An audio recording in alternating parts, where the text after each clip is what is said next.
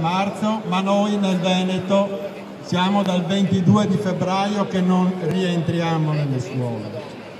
In questi 4 mesi, dove gli insegnanti hanno fatto tutto il possibile per mantenere il contatto con gli alunni, usando la didattica a distanza che non è didattica, è un palliativo, è stato l'unico mezzo per cercare di mantenere rapporti soprattutto umani con gli alunni e anche con le famiglie. Spesso siamo entrati nelle case dei nostri alunni, abbiamo visto non solo i nostri alunni, ma i loro fratelli, i loro familiari, i loro nonni, quegli stessi nonni che magari una settimana dopo si sono beccati il virus e se ne sono andati.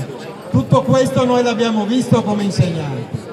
Di questo abbiamo fatto di sicuro patrimonio di umanità per noi stessi, ma la richiesta che facciamo, e deve essere una richiesta pressante, è quella che da settembre noi vogliamo tornare in classe. Vogliamo tornare in classe con i nostri alunni, vogliamo tornare in classe in sicurezza e questo governo ce lo deve garantire.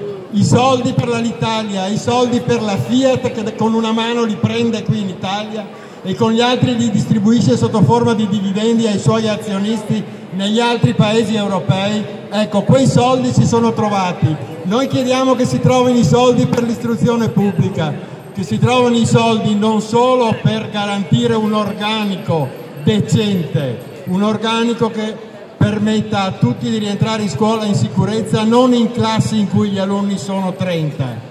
Ricordandoci che questo regalo, ed è meglio sottolinearlo, ci è arrivato dallo stesso governo che in questo momento governa anche questa città.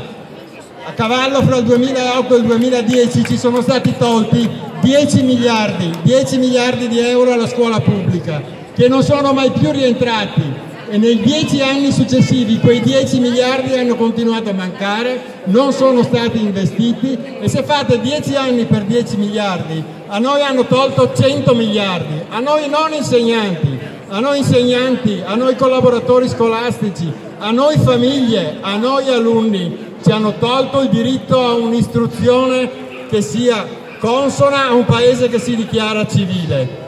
La richiesta quindi è una sola, trovare i soldi. Lì in quel cartello una proposta la trovate scritta bella grande, patrimoniale, e non dobbiamo avere paura di usare questi termini. Patrimoniale, si agisca sui redditi maggiori, chi ha di più deve dare di più per mantenere la comunità.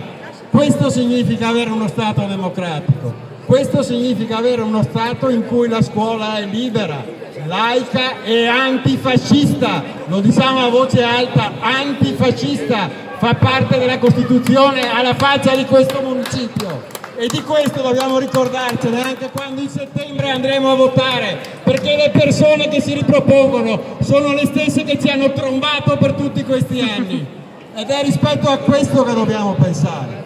Il 25 di questo mese in più di 50 città italiane si terranno manifestazioni a sostegno della scuola pubblica, anche a Vicenza ci sarà. Noi chiediamo a tutti di scendere in piazza e protestare, scendere in piazza e pretendere che la scuola sia trattata almeno alla stessa stregua delle imprese. Questo chiediamo, questo chiede il popolo della scuola.